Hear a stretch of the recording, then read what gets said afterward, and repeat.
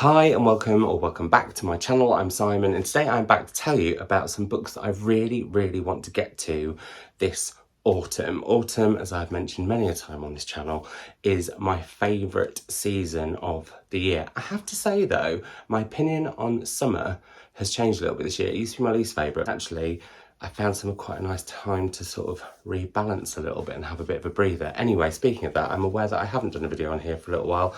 I had to have a slightly enforced breather due to, in part, being busy, also starting college and everything, but also, sadly, I got by you know what. Again, imagine. Anyway, I don't want to focus on that. Let's all move swiftly on, but just a reminder that it is still out there. Now I am back though, brimming with autumn joy and lemsip, which actually I'm just going to have a sip of and show you this new autumnal mug I've got. I bought a set of 4. If you're in the UK and you can get to TK Maxx, run right now. They've got them in red, they've got a lovely autumnal orange, they've also got like a really nice green and then sort of a bluey jet blacky kind of colour, and honestly they're lovely. So let's have a quick sip. So here I am back, brimming with autumn joy, dressed in autumn. It actually feels like autumn. We've had a bit of Storm Agnes.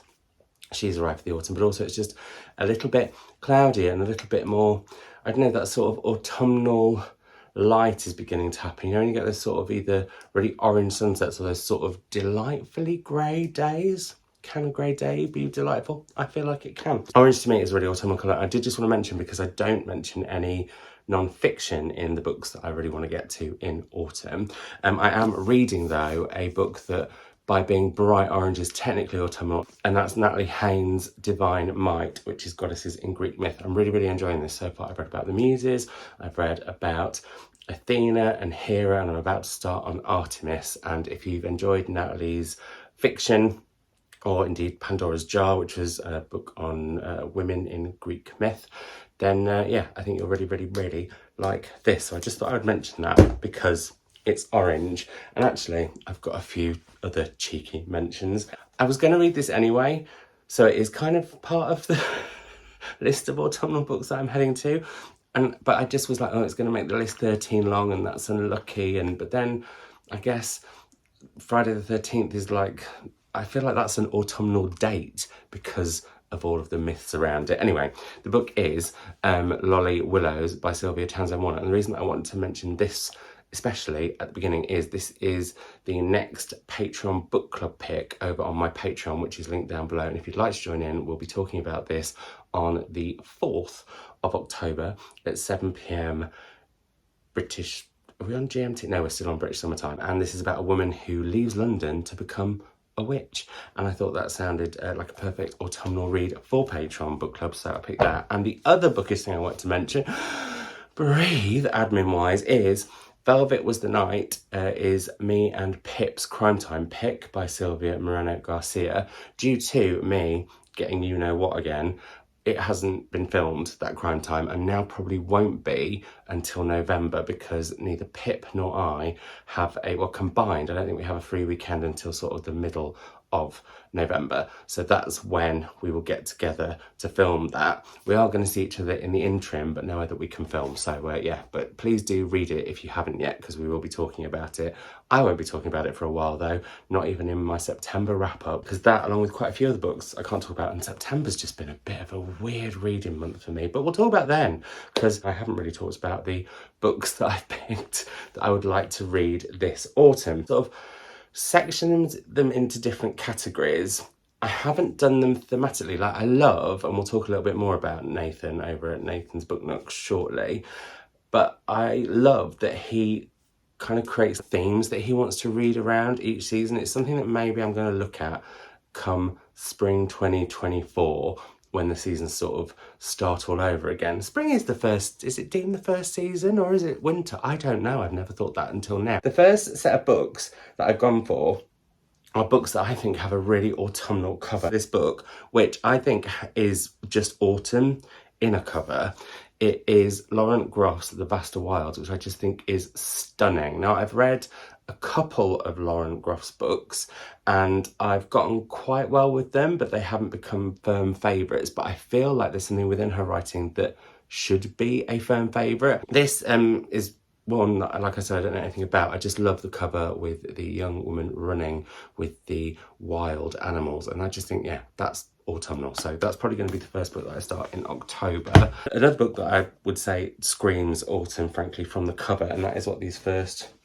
5 all do, is The Squirrel and the Lost Treasure by Coralie Bickford Smith, who is the designer of many a Penguin classic, be they cloth bound or otherwise. And this is her 4th, I think, picture book. And I mean, come on, that is like, I mean, that's just, oh, that one's not particularly, but so oh, it's been a while, he's rapey. There's so many autumnal pictures in here, and I think this is going to be an absolute treat. And yeah, I just love Coralie's illustrations and her designs and everything. I just think she's phenomenal. So there we are, very autumnal. It's about a squirrel and some lost treasure. I'm assuming it's going to be a nut of some kind. Then I mentioned Nathan's book nook earlier, and I had a pile of 10 books, but I've seen 2 videos on 2 different channels today that have changed that, and one was Nathan's, and he mentioned this book that I have been meaning to read for ages. And I love the way he described this cover as being so autumn, in the fact that it's a cover that's a painting, but that gives, because of the colours it is, but also the fact that it's art and everything, real New York going to the Guggenheim in fall vibes. And I was like, I totally know what you mean. And the book is If an Egyptian Cannot Speak English by Noor Naga. Now, I ended up getting this because it was on the Giller Prize longlist, I think, last year or the year before, and I've seen so many people rave about it, and I've been waiting for the right time to get to it. And I have put out onto the internet, not just out into the ether, but onto the internet, to Nathan, that we should do this as a buddy read if he would like to. I don't really know what it's about. I heard loads about it at the time, but did that thing where I don't like to know too much about a book before I go in. I just like to have sort of certain feelings. So often, like if I pick a book up in a bookshop and read about it and think, oh, I quite fancy that, I invariably don't buy it that time. I'll buy it another time when the info blurb storyline has sort of faded a little, as it has with this one. And I will say I'm not going to be doing massive blurbs in this video really, so there we go. Then, I've mentioned this author already, but I think this gives utter autumn vibes, because I mean the title has Gothic in it, which is also very autumnal, although I do think Gothic maybe leans into winter a little bit more. This is Mexican Gothic though, by Sylvia and Garcia, and I think this is about creepy, weird mushrooms. That intrigues me, and so I think this will be perfect for this time of year. And if I read this, because I'm a contrary Mary, as soon as I've created a list of books that I think I want to read, I change my mind quite quickly. If I do read this, that means I will have read 3 books by Sylvia Moreno Garcia this very year, so I think she'll be my most read author. So there we go, fascinating fact. And I have a book here that I don't know if I'll read for that reading vlog, but I know that I would like to start heading to 2024 books, or books coming out in 2024 in the autumn and in the final quarter of the year. And this is The Beholders, which I do think that cover literally screams, it screams autumn to me. It's out in January though. This is by Hester Musson, and this is all about a creepy old house and a murder.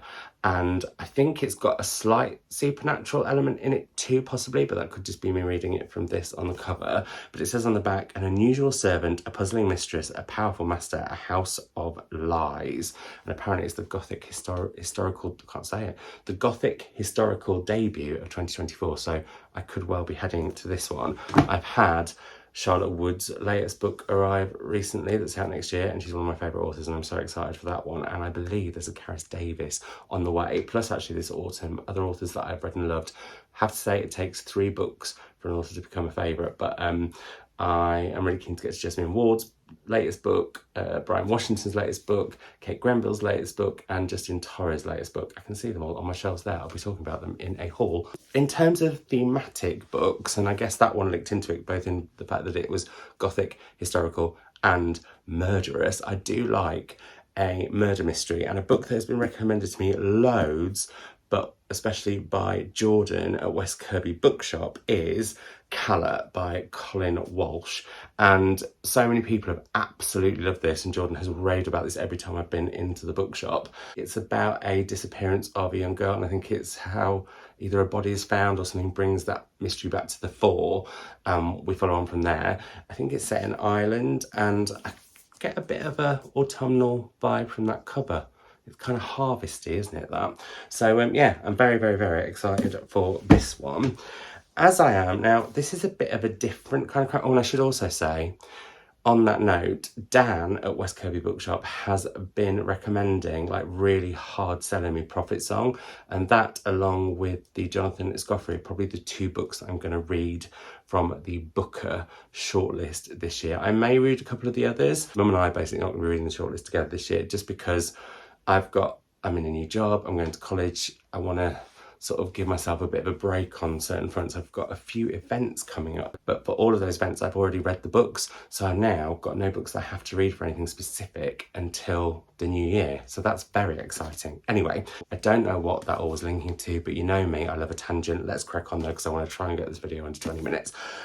So the next book is a crime and also magical, and that sort of mix is all sorts of things that I love, and we will come back to more magical books or supernatural books later, because of course spooky season falls in autumn. But this book is also one that I've just been meaning to read all year, and I would like to get to more of those, especially as I'm looking at my bookshelves with all the books that have come out in 2023 that I haven't read yet, and thinking, how am I going to merge those with my other bookshelves in this room? And so I need to get a wriggle on and do some more reading pronto. This is one that I've had on my shelves. It's Dazzling by Chikodili, Emelumadu, and this is about two young girls, and both of them have kind of magical abilities. It's set in contemporary Nigeria, and at the school that they're both going to, girls are going missing, and it's how all of that interlinks. That cover is stunning, and I think does give autumn. I don't know, maybe it's the gold shiny, but yeah, it does. I've learnt gold in sign, because that's what I'm studying at college once a week at the moment. I just think that's lovely. So anyway, there we go, that's that. Before we head to more magical books, I wanted to mention something that I really love reading, particularly in autumn, but also winter. I don't tend to head to it so much in spring or summer, even though when I read it, it's often some of my favourite kind of genre, and that is historical fiction. First up, I'm really keen that I stop doing this thing of putting off authors whose books I've enjoyed before and saving whatever their newest book for a rainy day. I mean, there'll be plenty in autumn. I live in the north of England, although so far autumn until the last few days have been pretty much heat-tastic. But what I'd like to do is stop saving them for rainy days and get to them. One such book is The Glutton by A K Blakemore, which is her second novel. Her first, The Manning Tree Witches, was the winner the year that I was judging the Desmond Elliott Prize. I thought it was fantastic, gritty fiction about witches. This is based on I think a true incident in history, quite a bonkers one. And yeah, I'm really keen to get to this. I don't even know what era it is. I'm trying to look without knowing too much, but I'll find out when I read it and I'll report back. And I think maybe a historical fiction themed blog may be afoot. Then we have this, which I have to say I was sent a copy of, and then I saw this in a bookshop in Leeds at the weekend, called The Bookish Type, which is a queer bookshop and is a delight. And it's Emma Donoghue's Learned by Heart. And because I was in Yorkshire, and because this is set in Yorkshire, because it's about Gentleman Jack, or Anne Lister as she was also known, and it was Spreages, I was like, I just have to. I wanted to support the bookshop anyway. I could have bought about 70 books in there because it was a fantastic bookshop, but I went for this one because it was also the last signed copy that had Spreages, and I was like, I need that book. I'm obsessed with Gentleman Jack. Although I realised I don't think I've watched the second series where Saran Jones plays Anne Lister amazingly.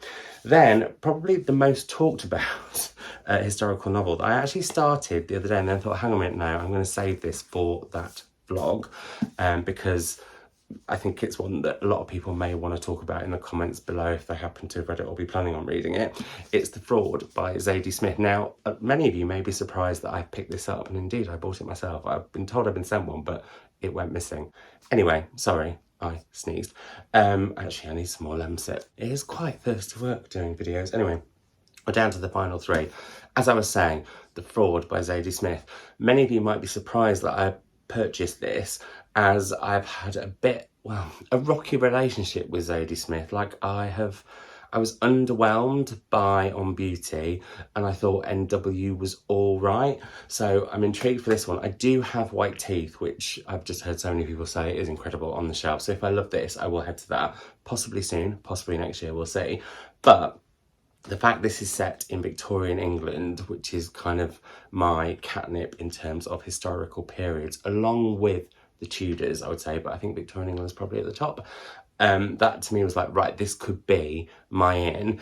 And I have read the first 10 chapters, 15 chapters, and they're very short and vignette-y, which I'm really enjoying, like the pace of. I am so far, as I just said, enjoying it, so I will head back to that in a couple of weeks when I make that historical reading vlog. And also historical, but linking into supernatural, we have a book that I've been really keen to get to and haven't yet. It's about competing psychics in Victorian London. So this should be, Victorian what? Victorian London. So this should be a very me book. It's The Other Side of Mrs. Wood by Lucy Barker. That cover, I think, is stunning. And I will say, this gives me more spring than autumn. I'm just saying with that colour selection, but the fact it's historical fiction in Victorian England, that screams autumn/winter to me. Anyway, this is also set, I think, in Victorian England, yes. And like I said, is about two competing mediums or psychics. So that just sounds like amazingness in a book, and very me.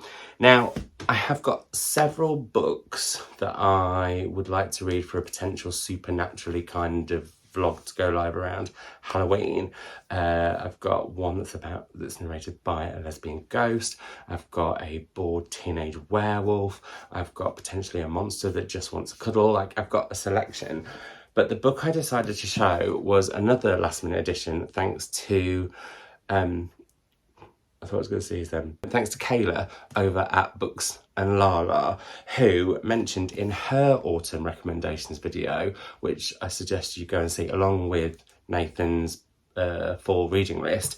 But this is a big chunkster of a monster book that is also, I think, about cults and also has queerness, she mentioned, and I would like to read more queer books over the autumn. And it's a book in translation, which I realise I haven't really mentioned here. It is Our Share of Night by Mariana Enriquez, who wrote The Danger of Smoking Bed and another short story collection of hers that I've got that I haven't read yet. But I've been meaning to get to this for ages. I think this cover is absolutely stunning. I've also got the proof that is it a hologram? Not a hologram. Does hologram have to come out? Or can a hologram be one way? Anyway, that. I'm really wanting to get to it, and I've been looking for an excuse to. And I think I might, which sounds so daft when I have this and I have a proof, but get the paperback so that I can take it on a bit of travelling that I've got in the middle of the month. So that is a potential plan. I would love to hear from you on what autumn books you would recommend for me, especially books in translation. Thank you as always for watching. I'd love to carry on having the conversation in the comments down below. Also down below, you can find my Patreon, you can find my Instagram, you can find my X, or whatever you call it, my threads, my Blue Sky, which I forgot that I had and actually probably need to link in here somewhere, and also my wishlist and any other things that you fancy checking out. I'll also list all of the books that I've mentioned, and I think that's it. It's lovely to chat to you all. It's been a little while. Let's have a catch up in the comments down below. And also, if you get to the end of this video, leave me an emoji of something autumnal, leaves or something. Oh, well, I've just told you what to leave. Leave leaves. Moving on, I'm going to go. Bye.